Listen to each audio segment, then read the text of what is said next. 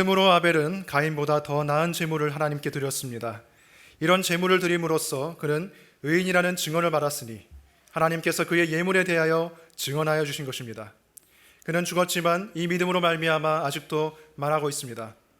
믿음으로 에녹은 죽지 않고 하늘로 옮겨갔습니다. 하나님께서 그를 옮기셨으므로 우리는 그를 찾을 수 없었습니다. 옮겨가기 전에 그는 하나님을 기쁘게 해드렸다는 증언을 받은 것입니다. 믿음이 없이는 하나님을 기쁘게 해드릴 수 없습니다. 하나님께 나아가는 사람은 하나님이 계시다는 것과 하나님은 자기를 찾는 사람들에게 상을 주시는 분이시라는 것을 믿어야 합니다. 믿음으로 노아는 하나님께서 아직 보이지 않는 일들에 대하여 경고하셨을 때에 하나님을 경외하고 방주를 마련하여 자기 가족을 구원하셨습니다. 이 믿음을 통하여 그는 세상을 단죄하고 믿음을 따라 얻는 의를 물려받는 상속자가 되었습니다. 아멘. 잘 해주시기 바랍니다. 잠시 말씀을 위해서 기도하겠습니다. 하나님 감사합니다. 오늘도 주님께서 사랑하시는 주님의 자녀들, 성도들을 하나님의 말씀 앞으로 모아주시니 감사합니다. 주여, 저희들의 믿음 없음을 아시오니 오늘도 이 말씀을 통하여서 저희들에게 믿음을 굳건하게 해주시고 저희들이 믿음으로 이 세상을 살아갈 수 있도록 붙들어 주시옵소서. 예수님 이름으로 기도합니다. 아멘. 히브리서 11장은 이 믿음의 명예의 전당이라고 불리는 유명한 성경의 내용인데, 믿음이란 무엇이고 그리고 믿음으로 살아갔던 사람들의 구체적인 예를 통해서 우리도 믿음으로 살도록 권면하고 있습니다.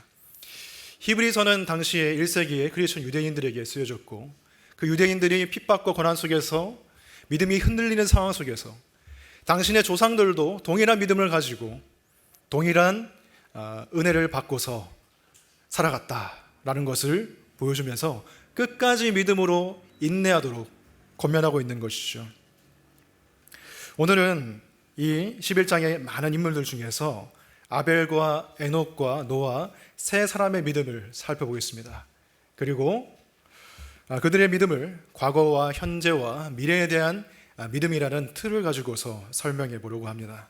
첫 번째는 과거의 은혜에 대해 감사하는 믿음이고, 두 번째는 현재의 하나님과 동행하는 믿음이고, 세 번째는 미래의 심판을 준비하는 믿음입니다.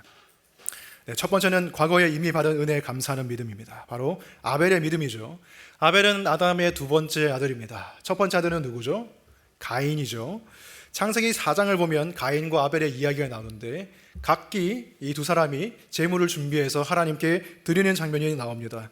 가인은 농부이기 때문에 곡식을 바쳤고 아벨은 목자였기 때문에 양을 바쳤는데 하나님께서 가인의 제물은 받지 않으셨고요, 아벨의 제물만 받으셨습니다. 왜 하나님께서 가인의 제물은 거부하시고 아벨의 제물만 받으셨을까? 왜 하나님께서 그 제물만 반기셨을까? 사람들이 많은 추측을 합니다. 하나님께서 고기를 더 좋아하시나? 그건 아니죠. 하나님이 영이시기 때문에 고기를 드시는 분은 아니죠. 그러면 생명이 피에 있기 때문에 피를 흘린 양의 제사를 하나님이 더 반기셨는가? 그것도 아니죠. 레위기를 보면 곡식 제사도 하나님께서 받으시는 것을 볼 수가 있습니다. 그러면 무엇이 문제였을까요? 창세기 4장 4절과 5절을 보겠습니다. 관련 말씀이 있습니다. 아벨은 양떼 가운데서 맛배의 기름기를 바쳤다. 주님께서 아벨과 그가 바친 제물은 반기셨으나 가인과 그가 바친 제물은 반기지 않으셨다. 그래서 가인은 몹시 화가 나서 얼굴빛이 달라졌다. 이 말씀을 보면 하나님께서 아벨의 제물만 반기신 게 아니란 걸 알 수가 있죠. 아벨이 바친 제물을 반기셨습니다. 즉 제물만이 아니라 제물을 바친 사람, 그 사람이 중요하다는 것이죠. 그러면 그 사람에게 어떤 차이점이 있었나? 오늘 본문 히브리서 4절에 보시면 그 차이점이 무엇인지 말하고 있죠. 믿음으로 아벨은 가인보다 더 나은 제물을 하나님께 드렸습니다. 이런 제물을 드림으로써 그는 의인이라는 증언을 받았으니 하나님께서 그의 예물에 대하여 증언하여 주신 것입니다. 그는 죽었지만 이 믿음으로 말미암아 아직도 말하고 있습니다. 무엇이 차이점이죠? 믿음입니다. 믿음으로 아벨은 제물을 바쳤다고 말해요. 그 믿음 때문에 아벨은 의인이라고 인정을 받았고요, 그리고 그 믿음 때문에 비록 지금은 죽었지만 아직도 그 믿음을 통해서 우리에게 교훈하고 있는 것이죠. 그렇다면 이 믿음의 실체가 무엇인가? 아벨은 구체적으로 어떤 믿음을 가지고 있었기 때문에 그 믿음으로 제물을 드린 것일까? 저는 그 힌트가 시편 50편에 있다고 생각합니다. 시편 50편 8절 말씀 보시면 나는 너희가 바친 제물을 두고 너희를 탓하지는 않는다. 너희는 한 번도 거르지 않고 나에게 늘 번제를 바쳤다. 너희 집에 있는 수소나 너희 가축우리에 있는 순념소가 내게는 필요 없다. 내가 수소의 고기를 먹으며 순념소의 피를 마시겠느냐? 감사 제사를 하나님께 드리며 너희의 선한 것을 가장 높으신 분에게 갚아라. 이 말씀에도 재물이 문제가 아니라고 분명히 말하고 있습니다. 재물이 문제가 아니라 중요한 것은 무엇입니까? 감사의 제사를 하나님께 드리라고 말하고 있어요. 하나님께 감사하는 마음으로 제사를 드릴 때, 즉 지금 말하는 예배를 드릴 때 하나님께서 그 제사를, 예배를, 또한 우리의 삶을 기쁘게 바르신다는 거예요. 아벨은 감사하는 마음으로 하나님께 제물을 드렸습니다. 하나님의 은혜에 감사하는 마음이죠. 은혜에 감사하는 마음. 비록 자신이 손수 양을 밤낮으로 쉴 새 없이 수고하여서 기르고 양을 쳤지만, 그래서 하나님께 바쳤지만 그 모든 것이 하나님의 은혜가 없이는 설 수 없었다는 것을 고백하는 마음으로, 감사하는 마음으로 하나님께 제물을 드린 것이죠. 한편 가인은 어떤 마음으로 드렸을까요? 내가 내 힘으로 수고하여서 얻은 곡식을 하나님께 내가 드렸으니 하나님께서 나에게 복을 주셔야 되는 거 아니냐, 하나님이 나에게 뭔가 대접을 해주셔야 되는 거 아니냐, 그 마음으로 하나님께 나아갔을 때 하나님은 그 제물과 가인을 받지 않으신 것입니다. 그렇기 때문에 하나님께서 가인의 제물을 받지 않으셨을 때 가인이 화가 나서 얼굴빛이 싹 변한 것이죠. 하나님이 나에게 무언가를 해주셔야 되는데 왜 해주지 않는 것일까? 이런 교만한 마음이 있었던 것이죠. 그리고 우리가 감사하지 못하는 또 하나의 가장 큰 이유가 무엇입니까? 바로 비교입니다. 가인이 아벨과 자신을 비교했을 때 우리 똑같이 수고해서 땀 흘려서 얻은 것으로 하나님께 드렸는데 왜 나는 거부하셨을까? 비교했을 때 그가 화가 났죠. 그 전까지는 잘 살고 있었는데, 그 전까지는 문제 없었는데 비교하기 시작했을 때 그 마음의 감사가 사라지고 하나님을 향한 마음이 사그라든 거예요. 우리도 마찬가지죠.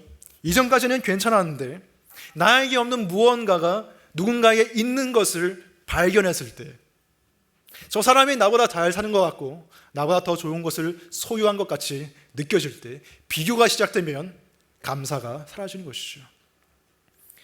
아마도 아벨은 아버지인 아담 그리고 어머니인 하와에게 그 부모님이 하나님께 범죄했던 그 이야기를 들었을 것입니다. 아담이 지은 죄가 무엇이죠? 하나님께서 에덴 동산의 모든 좋은 것들을 다 주셨습니다. 동산 안에 있는 모든 실과 열매들을 다 주셨어요. 그러나 한 가지만 금지하셨죠. 선악을 알게 하는 나무. 뱀은 그 틈을 노려서 그 한 가지에 집중하겠습니다. 이미 누르고 있는 많은 것들은 보지 못하게 하고 한 가지만 보게 만들었어요. 그 선악과 왜 하나님이 안 주셨을까? 하나님이 너를 덜 아끼셔서 그런 게 아닐까? 하나님이 인색하신 분이셔서 그런 건 아닐까? 하나님이 째째하신 분이셔서 그런 건 아닐까? 그렇게 생각하도록 만들었죠. 하나님이 인색한 분이신 것처럼 보이게 만들었어요. 그렇게 생각하고 나니까 정말로 그 한 나무에만 집중하게 되면서, 집착하게 되면서 감사함이 사라지고 그 한 나무를 먹어서 하나님과 같이 되기 위해서 범죄했던 것이죠. 아담은, 그리고 하와는 분명히 자기 자식들에게, 아들들에게 그 이야기를 해줬을 거예요. 너희는 우리들처럼 하나님께 범죄하지 말거라. 이미 하나님께서 너희들에게 주신 많은 것들을 생각해 보렴. 그리고 하나님이 주지 않은 한 가지가 있다면 그 한 가지 때문에 하나님을 원망하지 말고 이미 받은 은혜에 감사하며 살렴. 이 이야기를 분명히 해줬을 거예요. 제가 아버지라도 그 이야기를 자녀에게 했을 것입니다. 아벨은 그 이야기를 들은 것이고 가인은 여전히 뱀의 말을 듣고 감사하지 않은 것입니다. 우리가 하나님께 감사하지 못하는 이유는 대부분 우리의 삶에 주어지지 않은 한두 가지 때문이에요.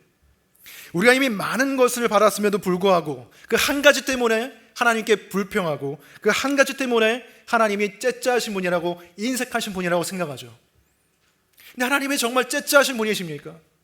하나님이 인색하신 분이십니까? 십자가를 보세요. 십자가를 보시면 하나님이 인색하신 분이십니까? 하나님이 정말 인색하신 분이고 째째하신 분이시냐면 죄인인 우리에게 진노를 내리셔야 했을 텐데, 아니 인색하지 않으신 분이라고 정의 때문에 그렇게 하셔야 했을 텐데, 우리의 죄에도 불구하고 하나님은 풍성한 은혜와 긍휼로 자신의 아들을, 가장 귀한 아들을, 가장 값진 은혜를 우리에게 주셨잖아요. 십자가를 보세요. 하나님이 인색하십니까? 하나님이 째째하십니까? 하나님의 은혜와 긍휼이 풍성하신 분이십니다. 하나님이 선하신 분이세요. 그 선하신 하나님이 우리의 삶 속에서 몇 가지를 안 주셨다면 다 이유가 있는 거예요. 여러분이 여러분의 삶 속에서 가지지 못한 몇 가지, 그것은 하나님의 계획 속에서 주어지지 않은 것입니다. 하나님의 선하신 계획 속에서, 여러분의 독특한 환경과 상황 속에서 하나님이 여러분의 믿음을 빚어가시려고, 하나님이 여러분을 예수 그리스도를 닮아가게 하시려고 안 주신 거예요. 그 은혜와 그 섭리를 생각할 때 우리가 감사할 수가 있는 거예요. 여러분, 여러분에게 주어지지 않은 한 가지 때문에 모든 감사를 내팽개치는 게 아니라 이미 주어진 한 가지 값진 구원의 은혜 때문에 모든 것에 감사할 수 있기를 바랍니다. 두 번째로, 현재의 하나님과 동행하는 믿음에 대해서 살펴보겠습니다. 5절을 보시면 믿음으로 에녹은 죽지 않고 하늘로 옮겨갔습니다. 하나님께서 그를 옮기셨으므로 우리는 그를 찾을 수 없었습니다. 옮겨가기 전에 그는 하나님을 기쁘게 드렸다는 증언을 받은 것입니다. 자, 에녹은 창세기 5장에서 아담의 족보가 나오는데, 그 후손들의 족보를 보시면 누구는 누구를 낳았고 또 누구는 몇 세에 죽었고, 이것이 계속 반복되는 가운데 유일하게 죽었다는 언급이 되지 않은 한 사람이 있죠. 그 사람이 에녹입니다. 유일하게 죽음의 기록이 없는데, 이 에녹에 대해서 히브리서에서는 에녹이 하나님을 기쁘게 해드렸다라고 말합니다. 기쁘게 해드렸다는 말이 원래는 하나님과 동행했다는 말이에요. 창세기 5장 22절을 보시면 에녹은 무두셀라를 낳은 뒤에 300년 동안 하나님과 동행하면서 아들, 딸을 낳았다. 에녹은 모두 365년을 살았다. 에녹은 하나님과 동행하다가 사라졌다. 하나님이 그를 데려가신 것이다. 이 말씀을 보시면 에녹이 하나님을 기쁘게 해드렸다는 말이 문자적으로는 없습니다. 그런데 기원전 3세기에 구약 성경을 그리스어로 번역하면서 하나님과 동행했다는 말을 하나님을 기쁘게 해드렸다라고 그리스어로 번역한 거예요. 그래서 오늘 히브리서 본문에서는 에녹이 하나님을 기쁘게 해드렸다라는 말밖에 안 나오는 것이죠. 사실 동행했다고 하든 기쁘게 해드렸다고 하든 상관이 없습니다. 하나님과 동행하는 것이 하나님을 기쁘게 해드리는 것이기 때문이죠. 그러면 어떻게 살아갈 때 우리가 하나님을 기쁘게 해드리고 또 하나님과 동행할 수가 있는가? 6절을 보겠습니다. 히브리서 6절을 보시면 믿음이 없이는 하나님을 기쁘게 해드릴 수 없습니다. 하나님께 나아가는 사람은 하나님이 계시다는 것과 하나님은 자기를 찾는 자들에게 상을 주시는 분이시라는 것을 믿어야 합니다. 두 가지를 말하고 있죠. 하나님이 눈에 보이지 않지만 분명히 살아계신 분이라는 것을 믿어야 하고요. 그리고 하나님이 자기를 찾는 자들에게, 자기를 추구하는 자들에게 상을 주신다는 것을 믿을 때 하나님과 동행하고 하나님을 기쁘게 해드릴 수가 있다는 것이죠. 그러면 우리가 하나님을 찾고 구하는 삶을 살아야 하는데, 우리가 어디서 하나님을 찾을 수가 있습니까? 첫 번째는 자연에서 찾을 수 있죠. 모든 만물에 하나님의 신성이 나타나 있다고 로마서에서 말하는데, 그래서 자연을 연구하는 과학자들 가운데 하나님을 향한 시각이 뜨이는 경우가 있습니다. 지금도 빛의 속도보다 더 빠르게 팽창하고 있는 무한한 우주, 이 광대한 우주를 보면서 이걸 지으신 분이 누구일까 생각하게 되죠. 그리고 복잡하고 정교한 신비로운 생명의 신비를 보면서 이걸 지으신 분이 누구일까 생각하게 되죠. 하지만 모두가 그런 것은 아닙니다.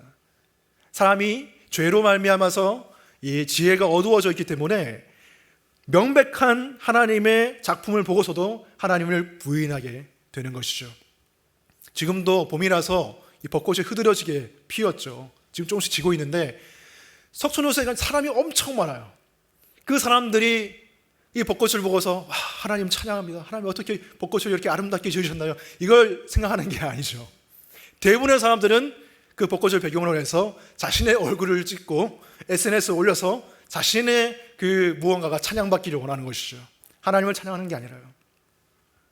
그래서 우리는 하나님을 찾을 수 있는 더 확실한 통로가 필요한데, 그것은 바로 하나님의 말씀입니다. 하나님의 말씀을 보면 하나님이 누구이시고 그분의 성품이 어떠하시고 우리를 위해 어떤 일을 하셨고 또 무엇을 하실지 명확하게 나와 있기 때문에, 적어도 그것을 성경을 읽으면 최소한 지식적으로는 하나님이 누구인지를 알 수가 있는 거예요. 더 나아가서 믿음의 눈으로 하나님을 바라보게 되면, 말씀을 읽게 되면 정말 하나님을 찾을 수 있게 되는 것이죠. 물론 이 세상의 모든 곳에 하나님이 계십니다. 그리고 진리의 조각이 여러 군데 다 퍼져 있어요. 일반 은총 가운데서. 그래서 사람이 만든 영화나 드라마나 심지어 대중가요 안에서도 하나님의 사랑을 느끼는 사람이 있어요. 내가 영화를 봤는데 은혜를 받았다, 이렇게 말하는 사람도 있어요. 저도 영화를 보고 복음에 대해서 더 깊게 생각하게 된 적도 있습니다. 기독교 영화가 아닌데도요. 또 어떤 사람은 이제 말씀을 읽지 않고 설교를 주구장창 듣거나 기독교 서적을 열심히 읽거나 그런 경우가 있습니다. 물론 안 하는 것보다 낫지만 하나님의 말씀을 대체할 수는 없어요. 왜 그렇습니까? 다른 것은 권위가 없기 때문이에요. 하나님의 권위가 없기 때문이에요. 하나님의 감동으로 쓰여진 이 말씀을 읽을 때 우리는 하나님의 권위를 느끼고, 이 말씀에 내가 순종해야겠다, 교훈과 책망과 바르게 함과 의로 교육함을 얻고, 하나님의 말씀을 읽을 때 하나님의 능력이 살아 숨쉬고 좌우의 날선 어떤 것보다도 예리하여서 혼과 영과 및 관절과 골수를 찔러 쪼개기까지 하며 사람의 마음과 생각을 판단하여서 나의 죄가 폭로되고 하나님의 은혜가 임하는, 그것을 우리가 말씀을 읽을 때만 얻을 수가 있는 거예요. 다른 어떤 것으로 대체할 수가 없습니다. 그래서 하나님을 찾고 구하는 확실한 방법은 하나님의 말씀을 향해 나가는 것인데, 우리는 하나님의 말씀을 읽고 묵상하고 말씀에 순종하기 위해서 기도하고 또한 하나님의 말씀으로 바탕으로 하는 찬양을 부르면서 하나님과 동행할 수가 있는 거예요. 그 중에서 가장 기초가 되는 것이 하나님의 말씀을 묵상하는 것인데, 흔히 말씀 묵상을 되새김질에 비유합니다. 동물이 되새김질을 하는 경우가 있죠. 소나 양이나 염소 같은 경우에는 되새김질을 합니다. 위가 4개나 있다 그래요. 그런 동물을 이제 반추동물이라고 합니다. 우리가 생각을 반추한다고 할 때 그 반추랑 똑같은 거예요. 이 반추동물들은 음식을 처음에 씹고 첫 번째 위로 내려보낸 다음에 다시 음식을 개원해서 그 음식을 다시 씹습니다. 그리고 다시 첫 번째, 두 번째, 세 번째, 네 번째 위로 내려보내면서 그 음식을 철저하게 완전하게 흡수하는 거예요. 여러분, 이런 되새김질이 우리에게도 필요하지 않을까요? 우리가 아침에 말씀을 묵상하고 금방 까먹는데, 사실 반추동물들이 4개의 위를 가지고 4번이나 음식을 소화시킨다면 우리도 하루에 4번 정도는 말씀을 묵상을 다시 되새겨야 말씀이 흡수되지 않을까 생각합니다. 그런데 그렇게 말씀을 반추하는 것을 가장 방해하는 것이 무엇입니까? 저는 단연코 스마트폰이라고 생각합니다. 설교 때마다 자주 이야기해서 좀 질린다고 생각하실지 모르겠지만, 저는 이 시대에는 매주 이야기해도 지나침이 없다고 생각합니다. 이 폰이 우리가 하나님과 동행하지 못하도록 방해하고 있어요. 저도 그것을 많이 경험했습니다. 분명히 아침에 말씀을 묵상을 했어요. 그냥 막 이렇게 쓱 보고 지나친 것도 아니고 말씀을 묵상을 해서 제가 글까지 쓰고 그렇게 했는데도 시간이 좀 지나면 기억이 안 나는 거예요. 기억이 안 나요. 왜냐하면 폰으로 계속 새로운 정보들이 내 머릿속에 들어오니까, 내 뇌에는 한계가 있으니까 새로운 정보가 내가 아침에 묵상했던 하나님의 말씀을 밀어내는 거예요. 제가 언젠가 혼자 밥을 먹으면서 폰으로 책을 보고 있었어요. 기독교 서적을 보고 있었어요.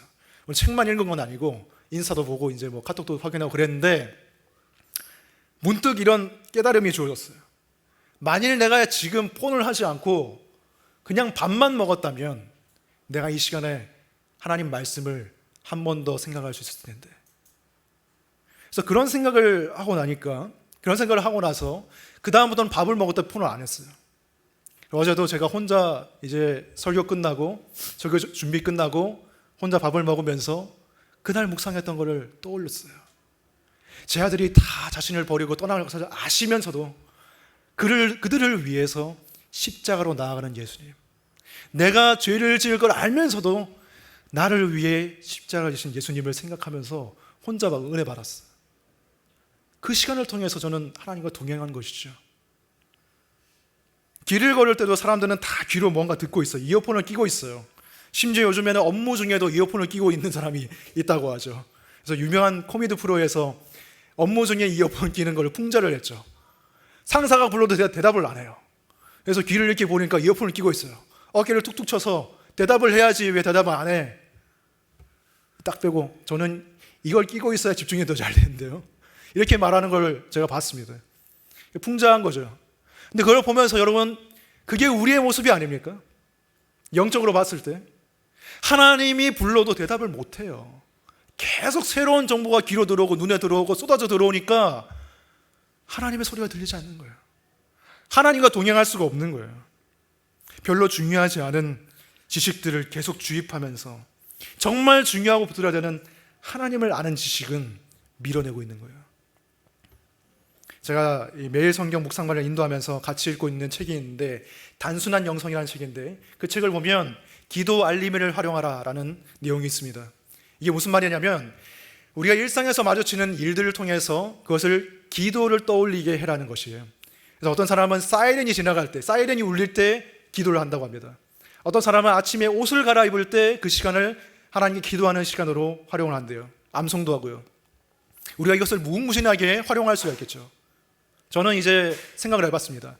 나는 그럼 걸어갈 때 또는 운전할 때 신호를 기다릴 때 내가 하나님 말씀을 묵상하고 다시 되새김질하고 암송을 하고 찬양을 해보자. 폰 안 하고. 그렇게 하니까 너무 좋은 거예요. 옛날에는 신호를 기다릴 때 그냥 조급해가지고 언제 바뀌나 또는 폰 하느라고 신호 바뀌어도 모르고 그랬는데 이제는 그냥 신호가 더 길어졌으면 좋겠다. 내가 하나님을 더 묵상할 수 있으니까 하나님과 동행하게 되는 것이죠. 그리고 한번 이렇게 생각해 보세요. 내가 스마트폰이 없는 시대는 어떻게 살았는지. 물론 모르겠어요.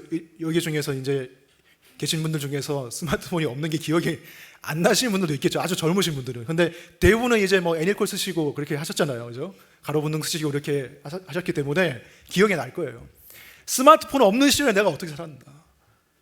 그리고 한번 그 시간을 그냥 하나님 말씀 되새김질하고 암송하고 기도하고 찬양하고 그런 시간을 한번 보내보세요. 그 시간을 통해서 하나님과 동행할 수 있는 거예요. 그리고 우리 교회에 이제 아이가 많이 태어났어요. 그리고 육아를 하신 분들이 굉장히 많아요. 정말 힘들죠. 말씀을 볼 시간도 없고 기도할 시간도 없고 힘도 안 나고 내내 아이한테 진이 다 뺏겨가지고 탈진해버리고 아이를 키울 때 어떻게 해야 될지 모르는 순간들이 막 찾아오고. 근데 제가 주석을 보다가 어떤 학자가 이런 해석을 했더라고요. 창세기 5장 22절에서 에녹은 무두셀라를 낳은 뒤에야, 즉 자식이 생긴 뒤에야 하나님과 동행하기 시작했다. 여러분, 이 창세기 말씀에 에녹을 어떻게 소개하고 있는지 보세요. 에녹이 무슨 위대한 업적을 한 걸 말하고 있나요? 아니면 에녹이 어떤 직업, 에녹의 직업 그런 걸 소개하고 있나요? 아니에요. 뭐라고 말하고 있습니까? 에녹은 300년 동안 하나님과 동행하면서 아들, 딸을 낳았다 라고 말하고 있어요. 그게 성경의 기록의 전부입니다. 영락없는 가정주부의 모습이에요. 여러분, 이걸 통해서 우리가 무엇을 알 수 있습니까? 에녹이 자녀를 양육하면서 어쩌면 하나님을 의지하는 법을 배웠고 하나님과 동행하는 법을 배웠다는 것을 우리가 추측해 볼 수가 있어요. 너무 힘들기 때문에 어떻게 해야 될지 모르는 순간들, 막막한 순간들, 정말 힘든 삶의 역경이 찾아올 때에 어떤 사람들은 다 내팽겨치고 하나님을 찾지 않죠. 하지만 어떤 사람들은, 믿음을 가진 사람들은 오히려 하나님을 찾습니다. 하나님, 제가 이거밖에 안 되는군요. 제 힘으로는 안 됩니다. 하나님 도와주세요. 여러분, 가족이 마음대로 안 되잖아요. 폭풍 속의 가족이라는 책을 보면 이런 말이 있습니다. 가족은 우리를 겸손하게 한다. 가족은 우리의 치부를 드러낸다. 가족은 우리를 십자가에 못 박는다. 왜냐하면 가족은 인간적인 힘과 능력이 아니라 하나님의 성령으로 싸우도록 우리를 작게 만드시는 하나님의 방법이기 때문이다. 에녹은 어쩌면 이걸 깨달았는지 모르겠습니다. 자녀를 통해서 내가 작아지는구나. 그리고 크신 하나님을 붙잡는 거예요. 하나님과 동행하지 않으면 살 수가 없기 때문에 하나님을 찾았던 거예요. 여러분, 하나님을 찾으시기 바랍니다. 하나님을 추구하시기 바랍니다. 그럼 하나님은 상을 주시고 힘을 주십니다. 마지막 세 번째는 미래의 심판을 준비하는 믿음입니다. 바로 노아의 이야기인데, 노아의 방주는 이제 믿지 않는 사람들도 많이 아는 이야기죠. 홍수가 날 것을 노아가 미리 준비를 했다는 것이죠. 미리 방주를 지은 노아와 가족들, 그리고 노아가 방주에 태운 그 동물들은 홍수 심판 가운데 보존되고 살아남았다, 이런 이야기인데, 7절 말씀을 보시면 믿음으로 노아는 하나님께서 아직 보이지 않는 일들에 대하여 경고하셨을 때 하나님을 경외하고 방주를 마련하여 자기 가족을 구원하였습니다. 여기서 말하는 노아의 믿음은 아직 보이지 않는 하나님의 경고, 아직 보이지 않는 하나님의 그 심판, 그것을 믿는 믿음이었습니다. 창세기 6장을 보면 하나님이 이 땅에 죄악이 가득 찬 것을 보시고 한탄하시죠. 노아에게 말씀하십니다. 내가 너 빼고 너의 가족들 빼고 다 멸망시켜버릴 테니 그러니 너는 방주를 준비해라. 그리고 그 방주에 동물들을 태워서 그들을 보존해라. 노아는 이 명령을 듣고 그 심판의 날을 준비하면서 방주를 지은 거예요. 정확히 몇 년 동안인지 모릅니다. 80년이라고 말하는 사람도 있고 120년이라고 말하는 사람도 있는데 엄청 오래 걸렸고, 일단 방주의 크기가 엄청났어요. 홍수라는 현상 자체도 그 당시에는 일어난 적이 없어요. 그래서 그 사람들은 훨씬 더 믿기 힘들었을 거예요. 홍수가 뭐냐? 이 땅이 물에 잠기는 게 뭐냐? 사람들이 노아의 말을 믿지 않고 무시하고 조롱했을 것입니다. 그리고 노아도 방주를 짓기 위해서 자신의 모든 삶을 바쳐야만 했죠. 모든 시간, 물질, 노력 엄청나게 쏟아 부었어야 됩니다. 하지만 노아가 그 모든 대가를 감당할 수 있었던 그 이유는, 그 대가를 지금 치르지 않으면 마지막 날에 치러야 되기 때문에, 결국 마지막 그 홍수 심판 때에 노아의 말을 믿지 않았던 많은 사람들이 후회했을 것입니다. 그러나 때는 이미 늦었죠. 결국 노아는 자신의 믿음을 통해서 이 세상을 단죄한 것입니다. 오늘 본문 7절 중간 부분을 보시면 이 믿음을 통하여 그는 세상을 단죄하고 믿음을 따라 얻는 의를 물려받는 상속자가 되었습니다. 예수님을 믿는 우리들도 노아와 같은 믿음을 가지고 있죠. 예수님의 다시 오심과 심판에 대한 믿음입니다. 그 심판도 아직 보이지 않는 일이지만 분명히 예수님께서 우리에게 경고하셨죠. 내가 다시 올 것이고 심판이 있을 것이다. 마태복음 24장 37절을 보시면 노아의 때와 같이 이 인자가 올 때도 그러할 것이다. 홍수 이전 시대에 노아가 방주에 들어가는 날까지 사람들은 먹고 마시고 장가가고 시집가며 지냈다. 홍수가 나서 그들을 모두 휩쓸어 가기까지 그들은 아무것도 알지 못하였다. 인자가 올 때에도 그러할 것이다. 예수님은 분명히 자신이 다시 오셔서 이 땅의 모든 사람들, 믿는 자와 믿지 아니하는 자, 산 자와 죽은 자, 모든 민족들을 불러 세우실 것을 말씀하셨어요. 하지만 노아의 때처럼 지금도 사람들은 그 심판을 믿지 않고, 보이지 않기 때문에 믿지 않고 신경 쓰지 않고 살아가죠. 하지만 마지막 심판날에 우리가 옳았다는 것이 증명될 것입니다. 그렇다면 우리가 어떻게 살아야 됩니까? 우리도 노아처럼 방주 지어야 됩니까? 어떤 사람이 하는 것처럼 마지막에 핵전쟁이 일어날 거니까 방공호 짓고 거기에 음식 쌓아놓고 그래야 됩니까? 아니죠. 예수님은 뭐라고 하셨습니까? 인자가 생각지도 못할 그날에 올 것이니 너희는 깨어있으라. 그날을 준비해라 라고 말씀하셨습니다. 그리고 마태복음 25장에서 비유를 말씀하시죠. 그 비유를 통해서 재림을 어떻게 준비해야 되는지 말씀하셨습니다. 지난주 매일 성경 본문이었는데 그 중에서 달란트 비유와 양과 염소의 비유를 간단하게 살펴보겠습니다. 먼저 달란트 비유인데, 그 비유에 나오는 주인이 자신이 달란트를 맡겼던, 그리고 이윤을 창출했던 종들에게 칭찬을 합니다. 마태복음 25장 21절 보시면, 잘했다, 착하고 신실한 종아, 네가 적은 일에 신실하였으니 이제 내가 많은 일을 내게 맡기겠다. 와서 주인과 함께 기쁨을 누려라. 주인은 적은 일에 신실하고 충성된 것을 칭찬했습니다. 맡겨진 일이 적더라도, 그것이 작더라도 그것이 충성하면서 신실했을 때 칭찬받은 것이죠. 노아도 사실 어떻게 보면 적은 일이 주어진 겁니다. 많은 종류의 일이 아니에요. 그냥 방주 짓는 거예요. 1년 365일 내내 몇십 년 동안 계속 방주를 짓는 거예요. 그 일을 신실하게 노아는 했던 거예요. 적은 일에 충성한 것이죠. 믿음은 많은 일을 해내는 게 아니고요. 믿음은 크고 허황된 꿈을 꾸는 게 아니고요. 믿음은 하루 오늘 내게 맡겨진 일에 충성하고 신실히 사는 것입니다. 사도 바울이 말했죠. 무슨 일을 하든지 주님을 위해서 하듯이 해라. 죽게 하듯이 해라. 그 말을 사도 바울이 누구에게 했습니까? 노예들에게 했습니다.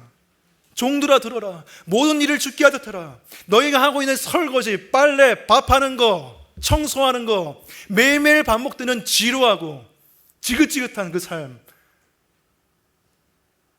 그 삶이라 할지라도 주님을 위해서 하는 것처럼 하면 내가 너희들에게 상을 주겠다. 내가 너희들에게 갚아주겠다. 믿음은 항상 모험을 떠나고 신나고 흥분되는 일이 펼쳐지는 게 아니라 지루한 삶을 견디는 거예요. 여러분의 삶이 지루하지 않습니까?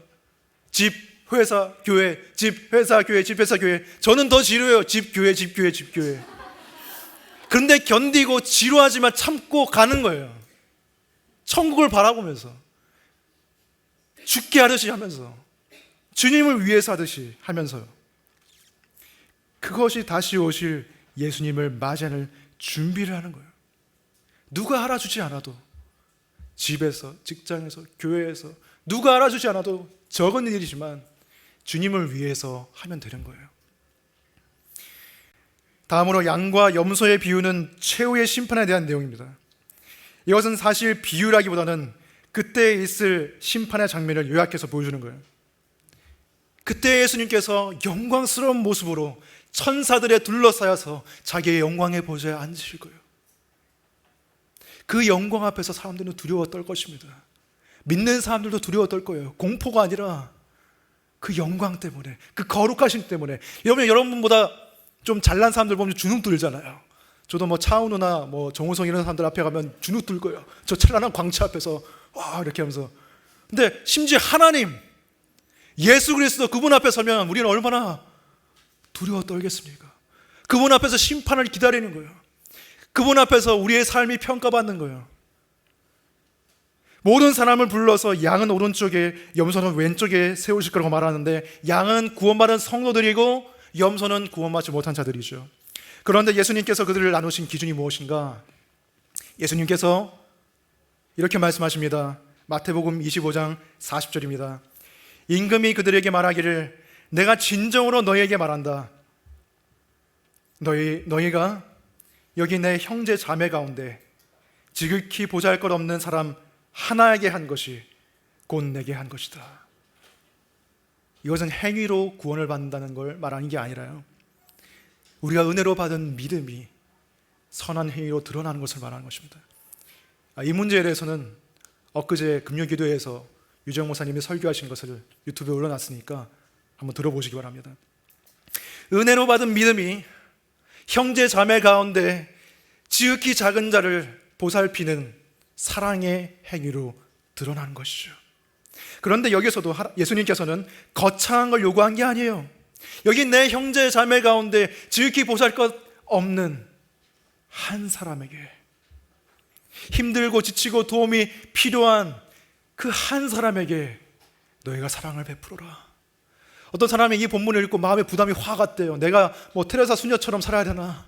인도에 가서 고아들을 막 이렇게 수많은 고아들이 둘러싸여 있어야 되나? 그게 아니고요, 형제 자매, 예수님의 몸된 교회 안에서 힘들고 지친 그 사람을 위로하고 그 사람들과 함께 밥 먹고 얘기 들어주고 기도해주고 때로는 물질적인 도움을 주고 그 모든 것을 통해서 하나님께 영광을 돌리고 또 심판을 준비하는 것입니다. 자기 자신에게만 쫓겨있는, 꽂혀있는 이 자기 중심적인 삶이 아니라 내가 아닌 다른 누군가를, 수많은 누군가가 아니라 지극히 작은 한 사람, 그 사람을 돌보는 마음이 필요한 거예요. 여러분, 그 한 사람이 누군지 생각해 보시기 바랍니다. 우리 카베네트 교회 공동체 안에서 여러분이 관심을 가지고 찾아가야 할 한 사람이 누구입니까? 그리고 여러분, 그 일을 하되 모든 일을 죽게 하듯이 하고 그 한 사람을 돌봐주되 그들이 나를 알아주기를 바라면서 하는 것이 아니라 내가 죽게 하듯이 했다는 게 뭐예요? 주를 위해서 했다는 거예요. 그러면 그 보상도 누구에게 받아야 됩니까? 주님께 받아야 되는 거예요. 저도 집에서 내가 죽게 하듯이 설거지를 해야겠다, 죽게 하듯이 청소를 해야겠다 하고 나서 근데 마음이 변해요. 아내가 나를 알아줬으면 좋겠어. 그래서 아내한테 가서 집이 좀 깨끗하지 않아? 뭐 댓글을 안 해요. 속상하죠. 근데 하나님께 바라야 되는 거예요. 죽게 하듯이 했으면 주님께 상을 바라야 되는 거예요. 여러분이 지극히 작은 한 사람을 돌봐왔으면 그분이 예수 그리스도라고 말하면 예수 그리스도께 상을 기대하시기 바랍니다. 마지막 날에 그 영광스러운 주님께서 우리가 한 보잘것없는 행위 하나에도 격려해 주시고 칭찬해 주실 거예요. 그날을 기다리시기 바랍니다. 말씀을 정리하겠습니다. 아벨처럼 하나님의 은혜에 감사하는 믿음을 가지시기 바랍니다. 이미 받은 은혜에 감사하면서 내가 가지지 못한 한 가지가 아니라 구원의 은혜 때문에 모든 것에 감사하는 삶을 사시기 바랍니다. 그리고 현재의 에녹처럼 하나님과 동행하면서 말씀을 통해서 하나님을 찾고 구하면서 하나님을 기쁘게 드리길 바랍니다. 그리고 마지막으로 노아처럼 미래에 다가올 심판 그리고 다시 오실 주님을 맞이할 그 준비를 하시기 바랍니다. 모든 일을 죽게 하면서 그리고 지극히 작은 한 영혼을 돌보시면서 그리고 하나님이 주실 상급을 기대하시기 바랍니다. 그렇게 우리가 우리의 모든 삶, 우리의 과거, 현재와 미래 그 모든 삶의 순간을 믿음으로 바라보고 믿음으로 살아갈 수 있기를 주님의 이름으로 축원합니다. 기도하겠습니다. 하나님 감사합니다. 하나님 우리에게 믿음을 주셔서 우리의 믿음을 가지고서 믿음의 눈으로 우리의 삶을 바라보고 해석하고 또 살아갈 수 있게 하심을 감사합니다. 하나님 믿음이 없이는 하나님을 기쁘시게 드리지 못한다고 하였습니다. 믿음을 가지고 과거에 이미 받은 은혜에 감사하고 현재의 하나님과 동행하며 또한 미래에 다가올 심판과 우리 영광의 주님 그분을 맞이할 준비를 할 수 있게 도와주시옵소서. 믿음으로 사는 자는 하늘 위로가 있다고 했습니다. 주여 하늘의 위로와 상급을 바라며 살아갈 수 있는 저희들이 되게 도와주시옵소서. 예수님 이름으로 기도합니다. 아멘.